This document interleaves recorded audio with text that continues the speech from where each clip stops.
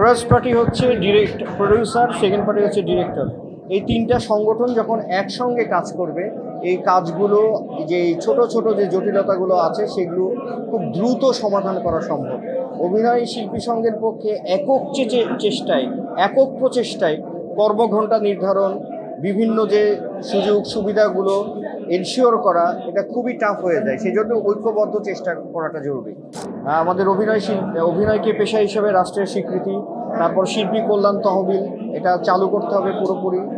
তারপরে হচ্ছে আমাদের অভিনয় শিল্পী সংঘের আমাদের যে জমিটা আছে, যেটা নিয়ে একটু জটিলতা সৃষ্টি হয়েছে, সেটাকে পুরোপুরি আমাদের হাতে তুলে দিতে হবে। এই তো, আর বাকিগুলো অ্যাজ এ অভিনয় শিল্পী সংঘকে পারফর্মিং ইনস্টিটিউট হিসেবে গড়ে তোলার আমাদের একটা লক্ষ্য আছে।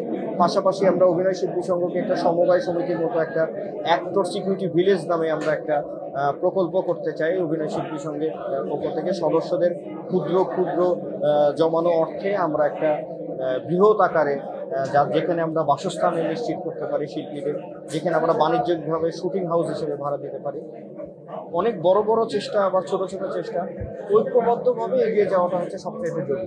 লিটারালি যেটা বলবো সেটা হচ্ছে, আসলে আজকে আমরা একটা শপথ নিয়েছি, এটি এক ধরনের আনুষ্ঠানিকতা, কিন্তু আমরা নির্বাচনের ঠিক আগ থেকেই কিন্তু আমাদের মধ্যে নানা ধরনের পরিকল্পনা আমরা করেছি। বিশেষ করে প্রার্থী পরিচিত অনুষ্ঠানে আপনারা নিশ্চয়ই আমাদের যে পরিকল্পনাগুলো শুনেছেন।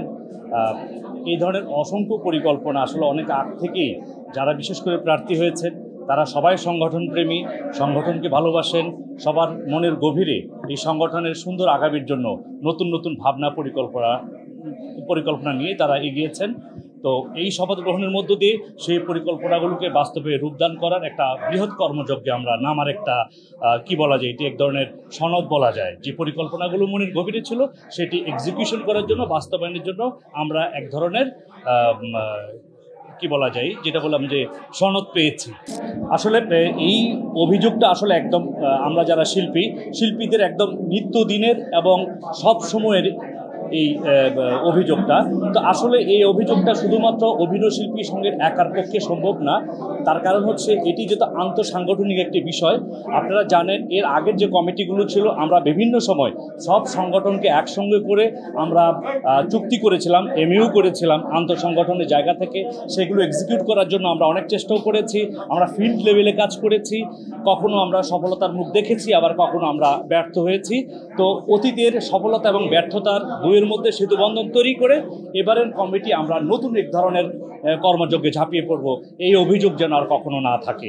এবারও আমি দপ্তর সম্পাদক পদে নির্বাচন করেছি এবং বিনা প্রতিদ্বন্দ্বিতায় আমি পাশ করেছি। এটা আসলে আমার সকল শিল্পীদের ভালোবাসায় আমি নির্বাচিত হয়েছি।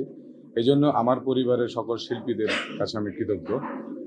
আমি সবসময় শিল্পীদের স্বার্থ সংরক্ষণের ক্ষেত্রে ছিলাম, যেহেতু আজকে আমাদের শপথ গ্রহণ হয়েছে। আর আমার এই শপথ গ্রহণের যে বিষয়বস্তু বা যা যা আমরা শপথ নিয়েছি শিল্পীদের স্বার্থে, সেক্ষেত্রে আমি বিগত দিনেও কাজ করেছি এবং ভবিষ্যতেও কাজ করব। আমি সবসময় আমার শিল্পীদের সাথে থাকব। যেহেতু আমার ফার্স্ট টাইম নির্বাচন করা, আমি সবসময় দেখে আসছি আমার শিল্পীরা কিভাবে শপথ নিয়েছে। আজকে আমি নিজে শপথ নিয়েছি। সো এটা অন্যরকম একটা ভালো লাগা কাজ করছে। এই অনুভূতি আমি প্রকাশ করতে পারবো না এবং এটা আমি কখনো ভুলতেও পারবো না।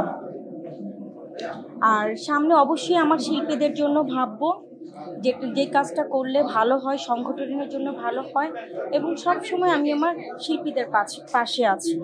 এটা আমরা একটা নির্দিষ্ট টাইম নির্ধারণ করব, যে 9টা to 5টা বা যে কোনো একটা টাইম নির্ধারণ করব, যেন এই টাইমের মধ্যেই শিল্পীরা কাজ করতে পারে।